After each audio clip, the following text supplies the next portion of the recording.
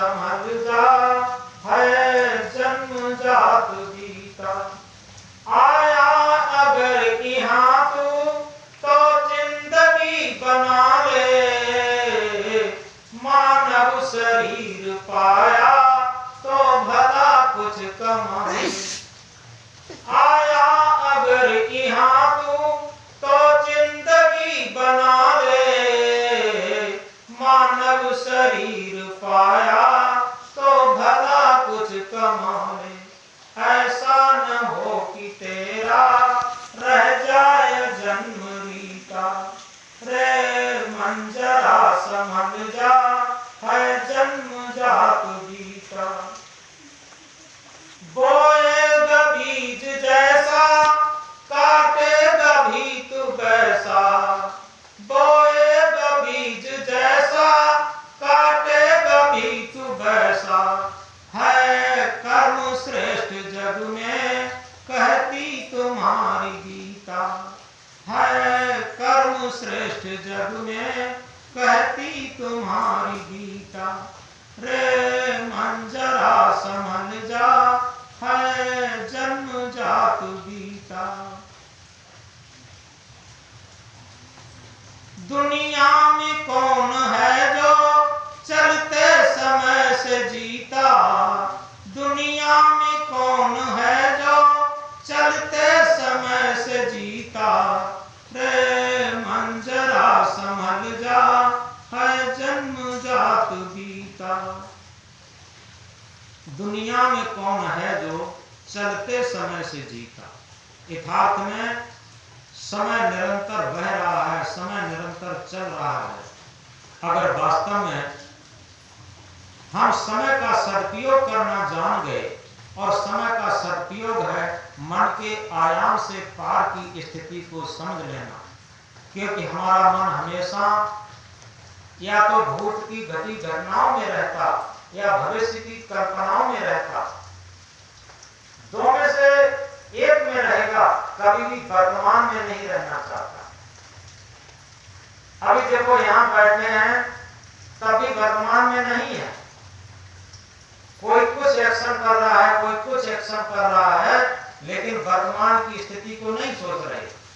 और जब तक वास्तव में हमारे अंदर पूर्ण एकाग्रता नहीं होती, हम वर्तमान में जागरूक नहीं हो पाते। वर्तमान का बहुत बड़ा महत्व है, हम समझ नहीं पाते। और वर्तमान इतना सूक्ष्म समय है। एक बात और बता दें, इतना सूक्ष्म समय है, आज भी विज्ञान वर्तमान को परिभाषित नहीं कर सकता। जिस विज्ञान की दुहाई लेकर के हम बहुत अहंकार करते हैं, वो विज्ञान, कंप्यूटर, मोबाइल, कोई चीज वर्तमान समय को परिभाषित नहीं कर सकता। इसलिए वर्तमान समय को परिभाषित करने के लिए केवल एक ही सब्जेक्ट है, वो आध्यात्मिक क्षेत्र। मन के आयाम से पार जाने पर जो आत्म स्थिति है, स्वरूप स्थिति है, सत्य स्थिति है, वो सत्य स्थिति ही वर्तमान समय को पकड़ पाती। और इसके अलावा दुनिया में कोई ताकत नहीं है। चाहे हजारों वर्ष और बीत जाए विज्ञान को, विज्ञान वर्तमान समय को नहीं पकड़ पाएगा। तो इस तरीके से जो आध्यात्म विज्ञान है, वही वर्तमान समय को पकड़ पाता।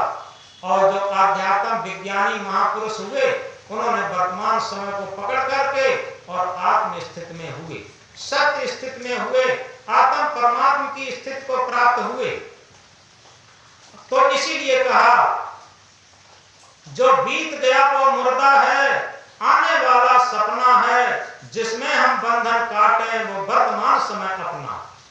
हमारा भूतकाल कितना भी सुनहरा रहा हो, हमारा भूतकाल कितना भी कठोर रहा हो, लेकिन आज उसका कोई अस्तित्व नहीं।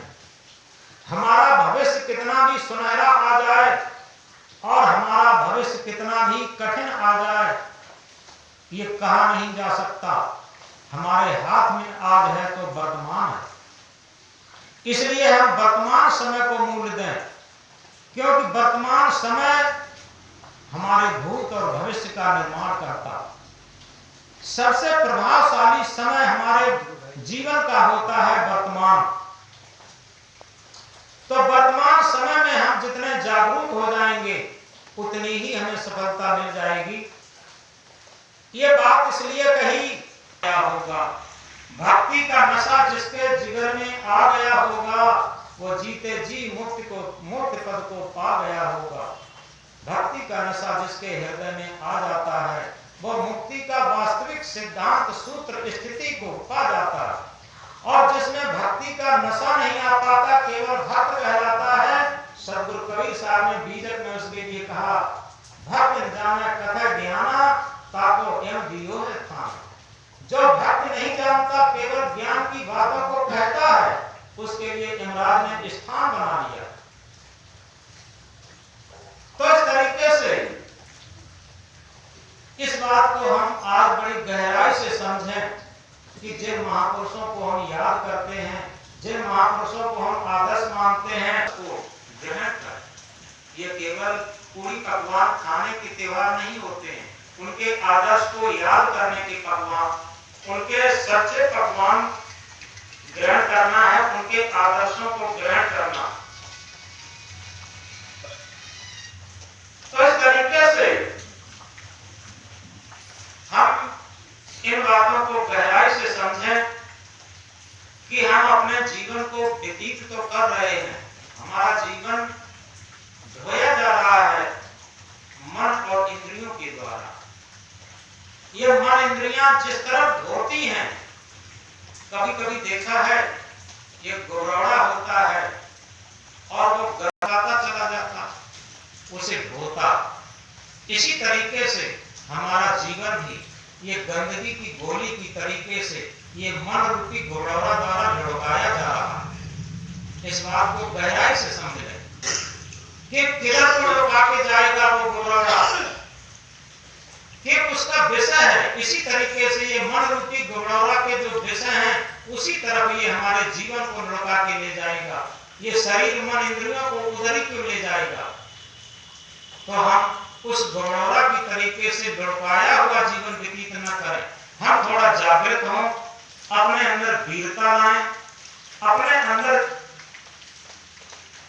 जागरूकता के साथ साथ हम ये समझें कि हम शरीर और मन इंद्रियों से हटकर शुद्ध चेतन आत्म स्वरूप हैं। और जब इस बात को समझ लेंगे तो निश्चित है हम वर्तमान स्थिति को पकड़ करके अपने जीवन को सफल बना लेंगे। और यही सफलता हमारे महान पुरुषों का आदर्श होगा।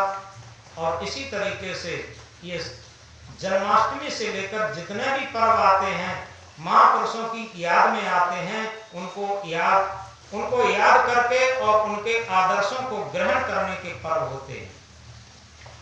तो इस तरीके से हम इस महामंत्र को स्मरण करेंगे।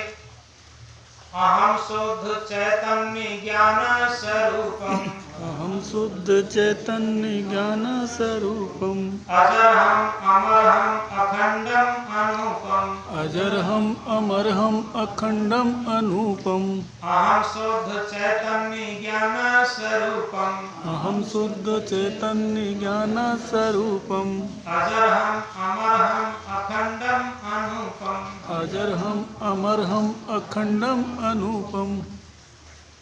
कुछ लोग कहे कुछ लोग नहीं भी कहे, क्योंकि उन्हें मालूम है